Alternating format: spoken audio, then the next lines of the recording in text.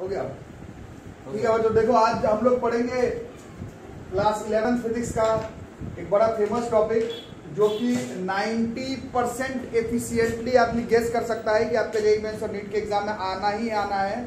और उस टॉपिक का नाम है हमारा डॉपलर्स इफेक्ट। अब चैप्टर के हिसाब से देखोगे तो वेव्स का लास्ट टॉपिक है। वेव में इस बार 90% टॉपिक काट दिया था, जितना था उतना हम लोग पढ़ चुके स्कूल एग्जाम के लिए।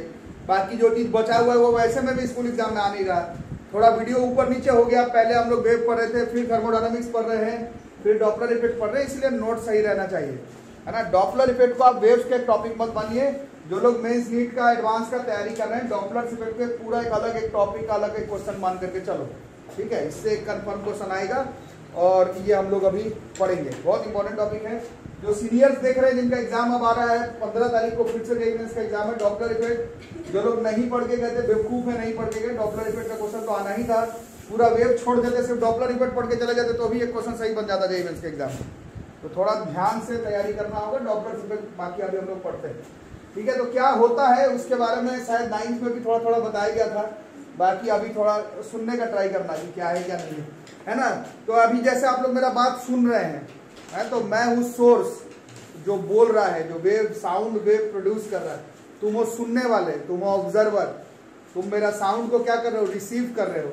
9th क्लास में पढ़ाया गया था कि जैसे बोल रहे हैं तो इसका एक डेफिनेट फ्रीक्वेंसी है, मेरे बोलने का एक खास फ्रीक्वेंसी है जिस फ्रीक्वेंसी से मैं बोल रहा हूं, और तुम उस फ्रीक्वेंसी को क्या कर रहे हो, रिसीव कर रहे हो, ठीक है। समझ में आ रही बात? अब मैं बोल रहा हूं, मेरा फ्रीक्वेंसी तो उतना ही है, बट मैं बोलते बोलते अगर अपना पोजीशन चेंज करूं, बोलते बोलते तुम्हारे नजदीक आ जाऊं, वैसे ही बोल रहा हूं बट बोलते बोलते तुम्हारे नजदीक आ जाऊं, या बोलते बोलते मैं दूर चले जाऊं, बोलते बोलते बोलते अगर मैं दूर चले जाऊं, एंगल पर चले जाऊं, तुम्हारे नजदीक आ जाऊं, तुमसे दूर चले जाऊं, ऊपर की तरफ चले जाऊं, नीचे की तरफ चले जाऊं, तो मैं तो उसी फ्रीक्वेंसी से बोल रहा हूं। मेरा फ्रीक्वेंसी तो चेंज हो नहीं रहा, मैं तो बस बोल ही रहा हूं अपने फ्रीक्वेंसी से। तुम गैदर कर रहे थे, तुमको क्या सुनाई दे रहा था, एक खास फ्रीक्वेंसी तुम रिसीव कर रहे थे। मेरा पोजीशन चेंज हो रहा है तो मेरा फ्रीक्वेंसी तो उतना ही रह जा रहा है, बट तुमको जो फ्रीक्वेंसी सुनाई दे रहा है वो चेंज हो जा रहा है, वो एपरेंट फ्रीक्वेंसी है। मैं तो अपना एक खास फ्रीक्वेंसी से बोल रहा हूं, बट तुम रिसीव अलग अलग फ्रीक्वेंसी से कर रहे हो। उस फ्रीक्वेंसी को एपरेंट फ्रीक्वेंसी कहते हैं। और वो कितना होगा वो पता लगाने का जो formula, method, technique, algorithm, numerical, जो बोलना है बोल सकते हो, इफेक्ट, उस इफेक्ट को ही हम लोग डॉपलर्स इफेक्ट कहते हैं। डॉपलर्स इफेक्ट सारे वेव में काम करता है। बड़ा एफिशिएंटली ये पूछा जाता है आपके एंट्रेंस एग्जामिनेशन में साउंड को लेकर के, बट ये इफेक्ट लाइट पर भी काम करता है। और लाइट पर वाला जो डॉपलर इफेक्ट है वो बहुत ऊंचा कॉन्सेप्ट है। वो थोड़ा सा 12th के फिजिक्स के बुक में हल्का सा एक लाइन लिखा हुआ है, बट उस पर क्वेश्चन बनाने लायक स्कोप अभी फिलहाल आपके पास नहीं है। हम लोग अभी फिलहाल जो डॉपलर इफेक्ट को कंसीडर करेंगे, कंसंट्रेट करेंगे, मेंस एडवांस नीट का प्रीवियस ईयर का क्वेश्चन बनाएंगे, वो साउंड वाला डॉपलर इफेक्ट पे बनाएंगे। याद रहेगा, ठीक है। तो एक चीज समझ में आ रहा है, क्या पढ़ने वाले हैं, क्या पढ़ने वाले हैं। बोलने वाले का फ्रीक्वेंसी तो कुछ है, सुनने वाले का फ्रीक्वेंसी एपरेंट फ्रीक्वेंसी। बोलने वाले का अगर पोजीशन चेंज हो, एक्चुअली में सुनने वाले का भी तो हो सकता है। मैं ही बोल रहा हूं, तुम ही अपना जगह बदल लो तो भी तुमको जो फ्रीक्वेंसी सुनाई देगा वो चेंज हो जाएगा। तो वो कितना, क्या, क्यों, किस लिए, कब, कहां, कितना, वो पता लगाने के लिए जिस इफेक्ट को इस्तेमाल करते हैं डॉपलर इफेक्ट है।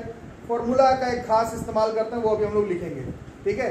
क्लास 11 फिजिक्स में दो टॉपिक ऐसा है जो तुम चैप्टर से बाहर जाकर के भी तैयारी करके जाते हो। मेंस और नीट के 3 टॉपिक है टू बी प्रिसाइज। एक है आपका हीट कंडक्शन कन्वेक्शन में Newton's law of cooling, class किए थे आप लोग, वो तुम अलग से भी तैयारी करोगे, उसका क्वेश्चन लड़ जाएगा। पूरा चैप्टर छोड़ दिया, न्यूटन्स लॉ ऑफ कूलिंग पढ़ के चलेगा, उसका क्वेश्चन लड़ जाएगा। अभी थर्मोडायनामिक्स में पढ़ रहे हो हीट कार्नोट साइकिल वाला, वो तुम पूरा चैप्टर तुमको कुछ नहीं आता है, first law second law clear नहीं है, बट बीच में सिर्फ Carnot cycle, heat engine, heat pump पढ़ के जाते तो उसका क्वेश्चन लड़ जाएगा। वैसा ही डॉपलर इफेक्ट है। पूरा वेव तुम्हारा क्लियर नहीं है, कुछ नहीं पढ़े हो, लेकिन डॉपलर इफेक्ट तैयार कर दो तो एक क्वेश्चन बन जाएगा। मैं ये नहीं बोल रहा कि सीधा यही पढ़ लो, बाकी चैप्टर को छोड़ दो, बट ये आप लोगों को अलग से तैयारी करना है। ऐसे आप लोग हर चैप्टर में तोड़ सकते हैं। मोशन में प्रोजेक्टाइल मोशन को अलग कर सकते हो, पूरा मोशन एक तरफ और प्रोजेक्टाइल मोशन का क्वेश्चन प्रूफिंग न्यूमेरिकल एक तरफ, है ना। ग्रेविटेशन में वो तोड़ तोड़ के वाला 3 हिस्सा बनाने वाला, जहां पर लॉ ऑफ कंजर्वेशन, पूरा चैप्टर एक तरफ रखो, सिर्फ उसका क्वेश्चन पढ़ के चले जाओ, तुम्हारा क्वेश्चन बन जाएगा एंट्रेंस एग्जामिनेशन में। क्वेश्चन बनाने से मतलब रिसर्च करने कौन, अभी तुम्हारा उम्र नहीं है रिसर्च करने का। तो डॉपलर इफेक्ट क्या है, ये एक इफेक्ट है। इस इफेक्ट से सुनने वाले का एपरेंट फ्रीक्वेंसी डिसाइड होता है कि उसको कितना सुनाई दे रहा है, किस फ्रीक्वेंसी पर। सोर्स तो बोल दिया अपने हिसाब से, सुनने वाले को क्या फ्रीक्वेंसी रिसीव हो रहा है, कैच कर रहा है, जिस पर कि वो रिस्पॉन्स करेगा, वो फ्रीक्वेंसी जो निकालेंगे हम लोग एक खास फॉर्मूला से निकालेंगे। और ये जो इफेक्ट है कि अपरेंट फ्रीक्वेंसी बार बार चेंज हो जाएगा, कब चेंज हो जाएगा, जब सोर्स का पोजीशन चेंज हो जाए, या फिर या दोनों का भी चलेगा। रिलेटिव पोजीशन चेंज करना, तुम भी अपना पोजीशन चेंज कर लो, मैं भी अपना पोजीशन चेंज कर लेता हूं। मैं तो बोल ही रहा हूं बोलने वाला, बट तुमको जो फ्रीक्वेंसी पहले सुनाई दे रहा था अब नहीं देगा। इसी इफेक्ट को हम लोग डॉपलर इफेक्ट कहते हैं। ऑफ साउंड वेव लाइट में भी काम करता है इस तरह का, बट वो कभी बाद के बात करेंगे। अभी हम लोग साउंड वाले पर फोकस करने वाले हैं, ठीक है। तो ये डायग्राम सामने बनाया हुआ है, इस डायग्राम को देखना थोड़ा सा, फिर लिखते हैं। पहले ये डायग्राम बनाएंगे उसका लिखेंगे। ये एक सोर्स है बोलने वाला, ये क्या प्रोड्यूस कर रहा है, ये साउंड वेव प्रोड्यूस कर रहा है, ठीक है। और हम लोग वेव चैप्टर पढ़े हैं, है ना, उसमें पढ़ाया गया है कि साउंड जो है एज अ वेव ट्रैवल करता है एयर में। स्कूल एग्जाम में आया भी आप लोगों का लैपलेस करेक्शन और न्यूटन्स लॉ ऑफ स्पीड वाला, है ना। वो कुछ लोग बोल रहे थे वो कटा हुआ नहीं आएगा, लेकिन आया है स्कूल एग्जाम में। Laplace correction for speed of sound in air top topic है फिजिक्स का, है ना। उसमें हम लोग पढ़े थे कि साउंड जो है एयर में ट्रैवल करता है, उसके बारे में पढ़ चुके हैं हम लोग। तो अभी उस पर डिस्कशन नहीं कर रहे, अभी डिस्कशन कर रहे हैं ये साउंड है, ये ट्रैवल कर रहा है एयर में, और speed of sound in air को हम लोग ले लेते हैं v। Speed of sound in air को हम लोग ले लेते हैं v मीटर पर सेकेंड। अरे समझ में, speed of sound in air जो कि कितना बताया था, न्यूटन बताया था 280 के करीब करीब, बाद में गलत हुआ। लैपलेस बताया 335, 340, 343। न्यूटन क्या बताया था कि प्रोसेस आइसोथर्मल होता है, लेकिन लैपलेस बताया एडियाबैटिक होता है। तो उस पर अभी मैं डिस्कशन नहीं कर रहा, बट वो हम लोग पढ़ चुके, टॉप टॉपिक है फिजिक्स का, उसका काम नहीं पड़ेगा इसमें टू बी प्रिसाइज। तो speed of sound in air है v मीटर पर सेकेंड, और ये है सोर्स, और ये सुनने वाला है ऑब्जर्वर, ठीक है। इसके बीच का डिस्टेंस, अगर टाइम को अगर मैं 1 सेकेंड ले लूं तो डिस्टेंस बराबर कितना हो जाएगा, डिस्टेंस बराबर स्पीड इंटू टाइम। स्पीड भी है, टाइम अगर मैं 1 ले लिया तो ये जो डिस्टेंस है वो v ही हो जाएगा। तो ये यहाँ पर बना हुआ है, तो कंफ्यूज मत करना कि डिस्टेंस को v क्यों लिखे हैं। टाइम 1 सेकंड लिए तब डिस्टेंस को भी लिख दिए, चलेगा। ये सोर्स जो है इसे बोल रहा है, ये कौन सा वेव है, इसका साउंड वेव है, इसका स्पीड इन एयर दिया हुआ v। अरे समझ में बात। अब 9th क्लास में हम लोग वेव का ये फॉर्मूला पढ़े थे, याद आ रहा है। अभी 11th में भी पढ़े हैं। वेवलेंथ या फिर वेलोसिटी बराबर डिस्प्लेसमेंट बाय टाइम होता है, तो displacement by time taken, displacement का मतलब वेवलेंथ अभी पढ़े थे कुछ दिन पहले ही, 1 बाय टाइम पीरियड को फ्रीक्वेंसी कहते हैं। तो lambda is equal to v by f, ये 9th क्लास का वेव का फॉर्मूला है। और ये 9th 11th से मतलब ये लाइन, इसको 9th 11th से मतलब नहीं है, ये वेव में कैसा भी वेव हो उसमें ये फॉर्मूला काम करता है। तो ये हम लोग पहले पढ़े हैं, इसको थोड़ा सा यूज करेंगे, तो थोड़ा मिलाना है इसको जरा से। ये यहाँ से यहाँ तक बोल रहा है, ये जो वेव लेंथ निकाल रहे हैं साउंड वेव का, that is like v by f। f क्या है इसका, कौन सा, मतलब सोर्स वाले का, जो सोर्स को बोल दिया, मतलब f तो है ही बोलने वाले का फ्रीक्वेंसी। v क्या है, speed of sound in air, ये दिया रहेगा तुमको नहीं निकालना है। वो लैम्डा क्या है, वो वेवलेंथ है उस साउंड के वेव का। अब मेरे इस डायग्राम में, हमेशा तो ऐसा नहीं होगा, मेरे इस डायग्राम में देखो ये सोर्स है, ये चल रहा है vs से, स्पीड ऑफ सोर्स, सोर्स का कुछ स्पीड है मान लेते कितना vs, ये बोलते हुए आगे आ रहा है, बोलते हुए जो है वो आगे आ रहा है, कौन, सोर्स बोलते हुए आगे आ रहा है, किस स्पीड से vs। तो किस में अंतर आएगा, जो तुमको सुनाई देगा फ्रीक्वेंसी एफ डैश, वही अभी हम लोग निकालेंगे कितना सुनाई देगा। जिस फॉर्मूला, जिस टेक्निक, जिस मेथड, जिस एल्गोरिथम से निकालेंगे उसी इफेक्ट को हम लोग डॉपलर से इफेक्ट करते हैं, ठीक है। तो अब इसमें थोड़ा सा बेसिक्स लगाने की जरूरत है। तो टाइम अभी भी 1 सेकंड का रखते हैं, टाइम अभी भी 1 सेकंड का रखते हैं। तो ये जो डिस्टेंस है ये कितना हो जाएगा, distance is equal to speed into time.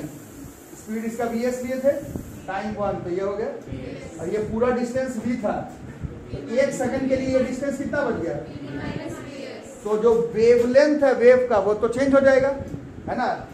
Wavelength बराबर ये v, देखो ये कितना हो गया, ये v minus vs by f। बोलो कोई दिक्कत, हाँ ना बोल बाबा। लैम्डा बराबर v बाई f था, तो लैम्डा डैश बराबर v minus vs by f। f में इसलिए लिखा क्योंकि ये मैं सोर्स की तरफ से लेकर के चल रहा हूँ, सोर्स तो f से बोल के जा रहा है। अब सुनने वाले का बात करते हैं, मेरा सोर्स का तो f ही रह गया, बट चेंज किसका होने वाला था, आज का टॉपिक ही वही है, सुनने वाले को। ये अपरेंट फ्रीक्वेंसी है, जो कि ऑब्जर्वर को सुनाई देगा। गैप नहीं, क्या केपरी पहना हुआ, अच्छा इसका क्या काम, कुछ ऐसा बोलो केपरी के। तो फ्रीक्वेंसी बराबर कितना हो जाएगा, तो फ्रीक्वेंसी बराबर कितना हो जाएगा, फ्रीक्वेंसी बराबर फ्रीक्वेंसी बराबर फ्रीक्वेंसी बराबर v बाई लैम्डा। अब सुन रहा है कौन, तो जो सुन रहा है तो साउंड जो सुन रहा है वो तो स्पीड ऑफ साउंड के हिसाब से चलेगा, उसका v तो v ही रह गया। बट जो वेवलेंथ आ रहा है, क्योंकि वो लड़का बोलते हुए नजदीक आ गया, तो वेवलेंथ तो चेंज करने वाला आ जाएगा ना, तो ये लैम्डा डैश आ गया। कुछ आ रही है बात समझ में, ये एफ डैश सुनने वाले को सुनाई दे रहा है, v तो velocity of sound in air है वो तो उतना ही रह गया, बट ये लैम्डा डैश जो है वो चेंज हो गया है ना। और इस लैम्डा डैश के जगह पर ये फॉर्मूला लगाए, कितना हो गया, जैसे like v minus V S into F. बोलो कुछ है समझ में, ये एफ डैश बराबर कितना हो गया, this is v by v minus V S into F. बोलो कोई प्रॉब्लम, ठीक है। तो ये फॉर्मूला हो गया, ये फॉर्मूला नहीं है, इसको थोड़ा सा भी हम लोग समझेंगे। तो v minus V S, denominator बड़ा हुआ कि न्यूमरेटर, इसमें सोच के, न्यूमरेटर बड़ा है कि डिनोमिनेटर, न्यूमरेटर बड़ा है, और यू कैन से डिनोमिनेटर जो है वो इस क्वेश्चन में छोटा है, ये जो माइनस हो रहा है इससे, डिनोमिनेटर छोटा और ये इनवर्सली प्रोपोर्शनल है। नीचे वाला छोटा हो गया तो ऊपर वाला क्या हो जाएगा, अरे सुनाई नहीं दे रहा है, नीचे वाला अगर छोटा होगा तो ऊपर वाला क्या हो गया, इसका मतलब एफ डैश जो है वो एफ से क्या हो जा रहा है, हो रहा है। अभी ये सब छोड़ो, ये सब जो मैं पढ़ा है उसे भूल जाओ। मैं एक फ्रीक्वेंसी से बोल रहा हूँ, तुम एक फ्रीक्वेंसी से सुन रहे हो, मैं एक खास वेलोसिटी से आगे आ रहा हूँ उसी फ्रीक्वेंसी से बोलते हुए, तो मेरा तो उतना ही है, तुमको जो सुनाई दे रहा है वो क्या हो रहा है, वो किस फॉर्मूला से बढ़ जा रहा है, तो इस फॉर्मूला से बढ़ जा रहा है, किस इफेक्ट से बढ़ जा रहा है, that effect is known as Doppler effect. बहुत फेमस टॉपिक है, इसे एक क्वेश्चन मान करके चलो कि मेंस एडवांस नीट में आने ही वाला है। बाकी मैं ऐसा नहीं बोल रहा कि पूरा सेशन छोड़ दो और ये टॉपिक पढ़ के चले जाओ, ऐसा मैं एक बार भी नहीं बोला। सारे से ही क्वेश्चन आया, आपके भैया दीदी लोग दे रहे हैं एग्जाम, जो अंत में प्लेन प्रोग्रेसिव वेव आप लोग को स्पीड में पढ़ाया 5 मिनट में, वो सारे के स्कूल एग्जाम में भी आया, और इस बार 6 में से 4 जेईई मेंस के एग्जाम में उससे क्वेश्चन आ चुका है प्लेन प्रोग्रेसिव वेव से, जो अंत में 5-10 मिनट के लिए पढ़ाए थे स्कूल एग्जामिनेशन को ध्यान में रखते हुए। प्लेन प्रोग्रेसिव वेव वाला VTT वाला जो पढ़ा था वो स्कूल में तो आया ही, 6 में से 4 जेईई मेंस के एग्जाम में भी आ चुका है। तो कोई टीचर बोल दे कि यही पढ़ लो बाकी छोड़ दो, बेवकूफ है, सब चीज बराबर इंपॉर्टेंस है। आज का क्लास डॉपलर इफेक्ट का है, डॉपलर इफेक्ट से क्वेश्चन जरूर आएगा, डॉपलर इफेक्ट को ध्यान से देखेंगे। ये फॉर्मूला कुछ है समझ में, है ना। तो अब काम ये है कि ये तो किसी एक खास केस में ना लगा लिए, ये हर केस में तो ऐसा होता नहीं, ये सोर्स इधर भी जा सकता था, ये ऑब्जर्वर नजदीक आ जा सकता था, ये ऑब्जर्वर दूर जा सकता था, कुछ भी हो सकता था, है ना। इसके लिए हमें एक मास्टर फॉर्मूला का जरूरत पड़ेगा, जैसे न्यूटन्स लॉ ऑफ कूलिंग में था, इधर भी एक मास्टर फॉर्मूला लिखेंगे, क्वेश्चन इससे बनाएंगे। रिसर्च करना तो है नहीं मेंस नीट के एग्जाम में, क्वेश्चन बनाना है, और क्वेश्चन बनाने के लिए हम लोग इस फॉर्मूले का यूज करेंगे, एफ डैश बराबर v plus minus v of observer by v plus minus v of s into frequency. इसी फॉर्मूला से हम लोग अपरेंट फ्रीक्वेंसी निकालने का ट्राई करेंगे, ठीक है। अब 9th क्लास में आप लोग मिलर फॉर्मूला, लेंस फॉर्मूला पढ़े थे, उसमें ढेर सारा साइन कन्वेंशन था, बट जिधर भी पढ़े होगे छोटा करके साइन कन्वेंशन बताया गया होगा, इधर भी वही है। अब इसमें 10 केस का अलग अलग साइन कन्वेंशन हमें याद ही नहीं रहेगा, हम लोग मैथ्स का कॉन्सेप्ट का यूज करेंगे, कब बढ़ेगा घटेगा प्लस माइनस हम लोग क्वेश्चन में लगा करके खुद से देखेंगे कि कब प्लस लगाना है कब माइनस, लिखवा के याद करवाऊंगा, यहाँ प्लस लगाना यहाँ माइनस, सब भूल जाओगे एग्जाम में, ठीक है। क्वेश्चन में देखेंगे बढ़ना घटना, तुम लोग आइडिया लगाना, फिर थोड़ा मैथ का रूल लगाएंगे कि न्यूमरेटर बढ़ना चाहिए डिनोमिनेटर बढ़ना चाहिए, आंसर आ जाएगा, वो हम लोग करके देखते हैं। ये मास्टर फॉर्मूला लिखो, ये डायग्राम बनाओ, क्वेश्चन अभी करके दिखाता हूँ, ठीक है। तो डेफिनेशन लिख लिया जाए, क्या क्या हो रहा है, रिलेटिव क्या होना चाहिए, कब होता है Doppler effect, whenever there is a relative motion. अब रिलेटिव मोशन प्रैक्टिकली जो मोशन चैप्टर में रिलेटिव मोशन पढ़े थे उतना वो मतलब उस तरह का नहीं है। रिलेटिव मोशन का मतलब है सोर्स ऑब्जर्वर मीडियम के बीच में मोशन स्टैग्नेंट नहीं होना चाहिए, सब एक ही जगह पर है तो भाई जो बोल रहे हैं वही सुनाई देगा, मूवमेंट होना चाहिए, किसका, सोर्स का या ऑब्जर्वर का, या पूरा मीडियम ही मूव कर रहा हो, या दोनों, या कोई एक, इस तरह से। whenever there is a relative motion between the source of waves, medium and the observer, the frequency of sound received by the observer is different।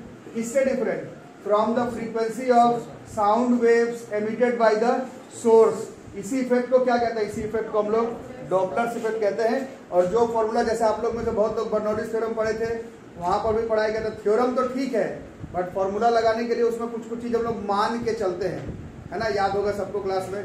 उसी तरह से डॉपलर इफेक्ट तो ठीक ही है, बट बिल्कुल अगर 100% फॉर्मूला लगा करके मेंस एडवांस नीट स्कूल का क्वेश्चन बनाने वाले हो तो उसमें कुछ कुछ चीज हमें एजम्पशंस थोड़ा बहुत मान करके चलना पड़ता है। ये मान करके चलना है कि सोर्स, ऑब्जर्वर और medium move along the same line which joins the positions of the source and the observer. Source observer के बीच में जो मोशन होगा वो स्ट्रेट लाइन में होना चाहिए। कर्व पर चल रहा है वो लड़का, बोलते हुए कर्व पर चल रहा है, बात समझ आ रहा है, घूम घूम के कर्व पर चल रहा है, तो ऐसा नहीं कि उसमें डॉपलर इफेक्ट काम नहीं करेगा, बट जो फॉर्मूला भी लिखेंगे वो नहीं काम करेगा। ठीक है, तो ये एजम्पशन है। सोर्स, ऑब्जर्वर और medium move along the same line which joins the position of the source and observer. और दूसरा नंबर, कौन कौन मूव कर रहा था? या ऑब्जर्वर, तो उसका जो स्पीड होगा वो जो साउंड का स्पीड है उससे कम होना चाहिए। उससे भी ज्यादा हो गया तो ये सब काम नहीं करेगा फॉर्मूला वॉर्मूला। ठीक है, जैसे जो आदमी बोल रहा है, जैसे मैं बोल रहा हूँ, जो चल रहा हूँ, मेरा स्पीड किसी भी कीमत पर साउंड के स्पीड से क्या है, अगर ज्यादा हो जाए तो ये फॉर्मूला जो भी लिख रहे हो वो काम नहीं करेगा, इट विल नॉट वर्क। ठीक है, नहीं ऐसा नहीं, पॉसिबल नहीं है। आप साउंड का बात करें, लाइट वेव में तो पॉसिबल हो जाता है ना, तो ऐसा पॉसिबल नहीं है वाली कोई बात नहीं है। बट ये जो फॉर्मूला सामने लिख रहे हैं वो सिर्फ तभी काम करेगा जब बोलने वाले का जो स्पीड है, बोलने वाले का जो मूव करने वाले का जो स्पीड है वो, मतलब मूव करने वाले का जो स्पीड है वो साउंड का जो स्पीड है उसके कंपैरिजन में कम होना चाहिए, है ना। कुछ लोग बोल रहे पॉसिबल ही नहीं, पॉसिबल नहीं होने का बात ही नहीं है। पहली बात तो साउंड में आप बोल रहे हैं पॉसिबल नहीं है, उसमें भी क्लास 9th में हम लोग सोनिक स्पीड पढ़े थे, सुपरसोनिक स्पीड। सुपरसोनिक स्पीड में क्या होता था? ऑब्जेक्ट का स्पीड ही साउंड के स्पीड से क्या हो जाता था? ज्यादा हो जाता था। तो ऐसा तो हो ही नहीं सकता है कि आप बोल दें कि नहीं पॉसिबल, ऐसा तो होगा ही नहीं। फिजिक्स में नहीं पॉसिबल होने वाली बात तो नहीं है। हाँ, जो फॉर्मूला जो लिख रहे हो वो काम नहीं करेगा। ये फॉर्मूला काम करने के लिए स्ट्रेट लाइन मोशन होना जरूरी है, और ऑब्जर्वर धीरे धीरे चलेगा, सुनने वाला धीरे धीरे चलेगा, साउंड के स्पीड के कंपैरिजन में धीरे धीरे होना चाहिए। अदरवाइज ऐसा नहीं कि डॉपलर इफेक्ट काम नहीं करेगा, ये जो फॉर्मूला बोर्ड पर लिखा हुआ वो काम नहीं करेगा। ठीक है, और ये फॉर्मूला में कब प्लस लेंगे कब माइनस, ये मैं क्वेश्चन के थ्रू लिखवाता हूँ, क्योंकि अगर केसेस के थ्रू लिखने जाएंगे तो बहुत सारा केस ही बनाते बनाते पागल हो जाएंगे हम लोग। क्वेश्चन में ही देख लेंगे प्लस माइनस कैसे कैसे लगाना। ठीक है, बाकी अभी क्वेश्चन करके देखते हैं। क्वेश्चन नंबर 1, पहला क्वेश्चन क्या कह रहा है? The apparent frequency of a note, बोल रहा है, नोट है, व्हेन अ लिसनर, सुनने वाला, किस तरफ जा रहा है? Move towards a stationary source with velocity 40 metre पर सेकेंड इज 200 हर्ट्ज। इसका क्या मतलब हुआ? सुनने वाला नजदीक जा रहा है, किसके? सोर्स के। सोर्स तो बोल रहा है, कुछ से बोल रहा है, उससे मेरे को मतलब नहीं किससे बोल रहा है। सुनने वाला जब नजदीक जा रहा है तो उसको फ्रीक्वेंसी कितने का सुनाई दे रहा है? उसको 200 हर्ट्ज का सुनाई दे रहा है। 200 का लड़का उससे नहीं बोल रहा है, सुनने वाले को सुनाई दे रहा है 200 हर्ट्ज से। ठीक है, अब वही लड़का when he moves away from the same source with same speed, मतलब वही 40 मीटर पर सेकेंड, इससे पीछे जा रहा है, पहले नजदीक जा रहा था अब दूर जा रहा था, अपरेंट फ्रीक्वेंसी ज्यादा सुनाई देगा कि कम सुनाई देगा? 160 हर्ट्ज सुनाई देगा। इस डेटा से तुमको निकालना है कि एक्चुअली में साउंड का स्पीड इन एयर कितना था। इस डेटा से तुमको निकालना है calculate velocity of sound in air. ठीक है, एक दो मैं सिखाऊंगा सिर्फ साइन कन्वेंशन समझाने के लिए।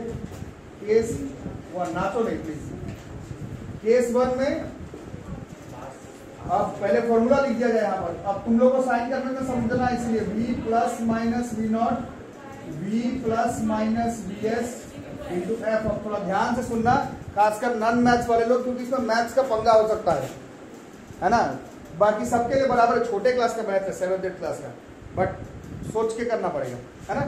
तो पहले केस में नजदीक जा रहा था, फ्रीक्वेंसी बढ़ा या घटा? मतलब ये बढ़ना है, ये बढ़ना है।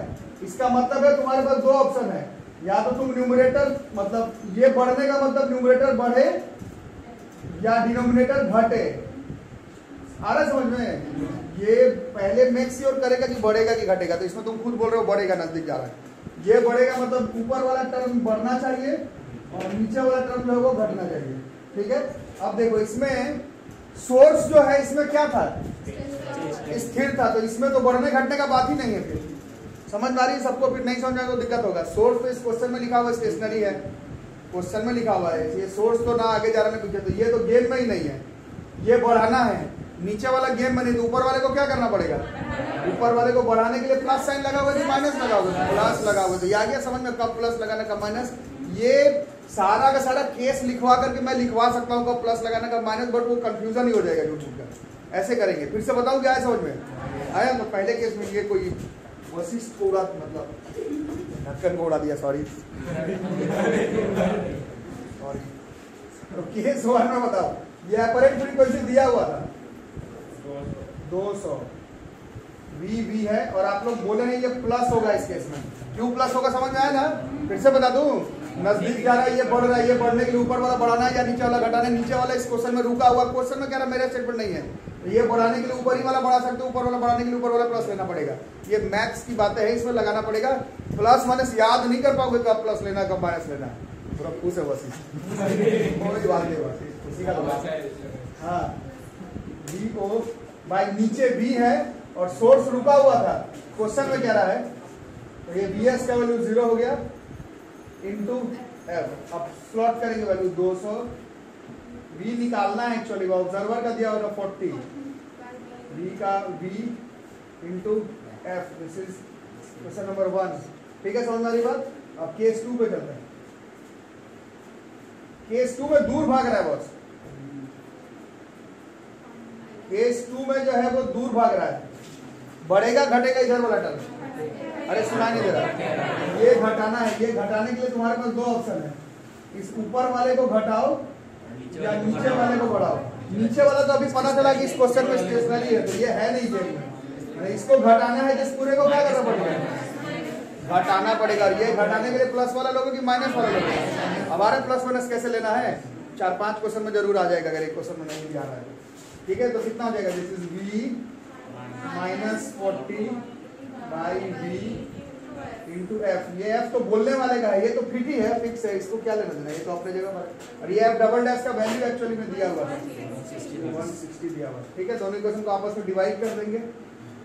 प्लस माइनस समझ में आ रहा ना? ये लिखवा नहीं पाऊंगा मैं कब प्लस लेना कब माइनस, क्वेश्चन में एडजस्ट करना पड़ेगा। दोनों को डिवाइड मारो तो this is like 200 by 160, F F cut गया, वी कट गया, this is V plus by V क्या था इसमें?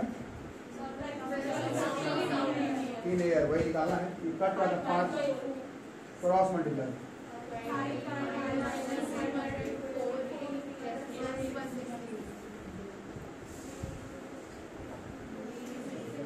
इसमें 360 आ गया। वैसे हम लोग पढ़े हैं ये 330 से 340 345 तक जाता है, 360 तक बहुत ज्यादा हो गया, बट ये क्वेश्चन का डेटा था, क्वेश्चन के हिसाब से 360 आता है। ठीक है, चलो क्वेश्चन नंबर 2, ये बना के दिखाओ। ये खुद से बनाना, अभी साइन कन्वेंशन लगाना, थोड़ा बनाना। आज हम लोग जेई और नीट का ज्यादा क्वेश्चन नहीं कर रहे हैं, अभी थोड़ा समझ ले साइन कन्वेंशन को, वैसा वाला क्वेश्चन है। तो क्वेश्चन है, train at the outer signal of a railway station blows the whistle of frequency 400 hertz. मतलब ट्रेन आ रहा है और फ्रीक्वेंसी 400 हर्ट्ज है। ट्रेन आने का मतलब है सोर्स इज वर मूविंग है। ठीक है, अब देखते हैं ऑब्जर्वर का क्या है। Calculate the frequency of the whistle for an observer at the platform. तो ऑब्जर्वर प्लेटफॉर्म में है, मतलब वो रेस्ट पे है, तो उसको कितना सुनाई देगा फ्रीक्वेंसी, कब? दो क्वेश्चन है, पहले में ट्रेन अप्रोच कर रहा है प्लेटफॉर्म को with the speed of 20 metre पर सेकेंड, उसमें ज्यादा सुनाई देगा या कम? और फिर दूसरे क्वेश्चन में दूर भी जा रहा है, उस केस में अपरेंट फ्रीक्वेंसी जो है वो कम सुनाई देगा। बोलने वाले का तो 400 है, मतलब ट्रेन 400 से बजाते हुए आ रहा है, सुनाई कितने पे देगा? जब नजदीक आ रहा है तो मोस्ट प्रोबेबली ज्यादा होगा, मोस्ट प्रोबेबली नहीं ज्यादा ही होगा, और दूसरे वाले में कम होगा। कितना होगा वो डेटा के सहित आपको बताना है। और इसमें velocity of sound in air 340 लेने के लिए बोला गया है आपको। ठीक है, बनाओगे? मैं बनाऊं फिर से? बना के देखो, साइन कन्वेंशन बना के देखो। चलो पहले केस में बनाओ,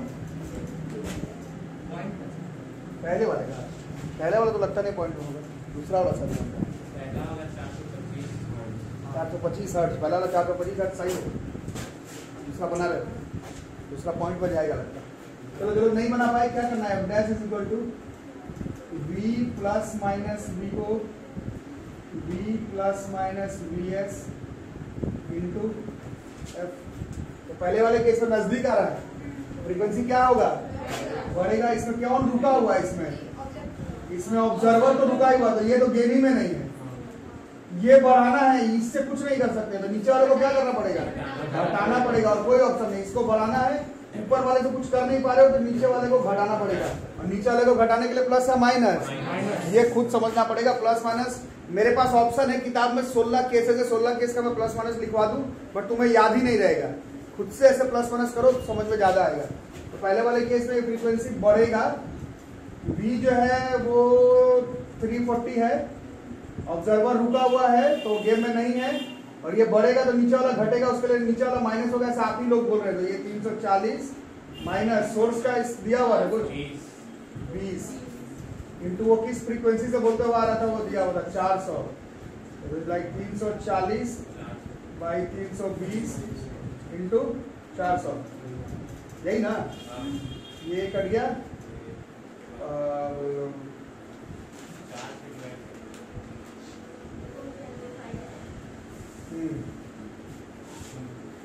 17 16 25 25 गुना 17 425 हर्ट्ज। पहले केस में ये आंसर आएगा, ठीक है।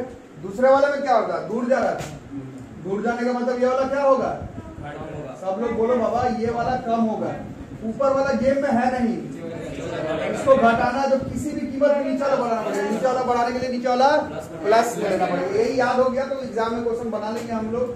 वैसे ये सब तो बिल्कुल डायरेक्ट क्वेश्चन है, इससे थोड़ा उलझाऊ क्वेश्चन आएगा एंट्रेंस में, जब पढ़ूंगा तब देखेंगे। अभी फिलहाल सीख लेते हैं,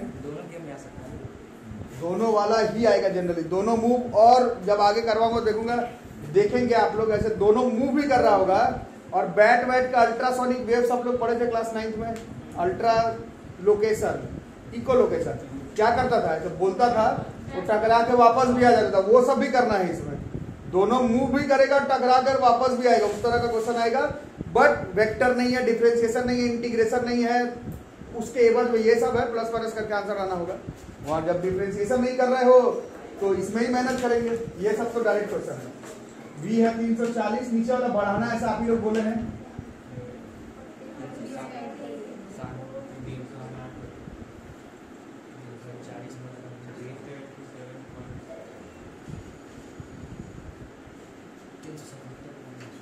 सत्रह 18 और ये कट रहा है कुछ 200, अब तो नहीं, 340 बाई कितना था, लगभग 788, ठीक है, अप्रॉक्स। यही में दोनों का पूछ करके दोनों का रेशियो पूछ लेता है, तो उसको काटते नहीं है, फ्रैक्शन में रखते हैं रेशियो निकालने में। जब आएगा क्वेश्चन तब देखेंगे, अभी पहले किताब का तो सीख लेते हैं पहले। If the pitch of the sound of a person appears to drop by 10%, if the pitch of the sound of a source appears to drop by 10% to a moving person, person moving है और source का आवाज कम हो रहा है, मतलब मान लेते हैं इस क्वेश्चन में लिखा हुआ कहीं पर नहीं, बट मान लेते वो रुका हुआ है, then determine the velocity of the motion of the person, एक वेलोसिटी ऑफ साउंड बराबर 330 मीटर पर सेकंड, ठीक है।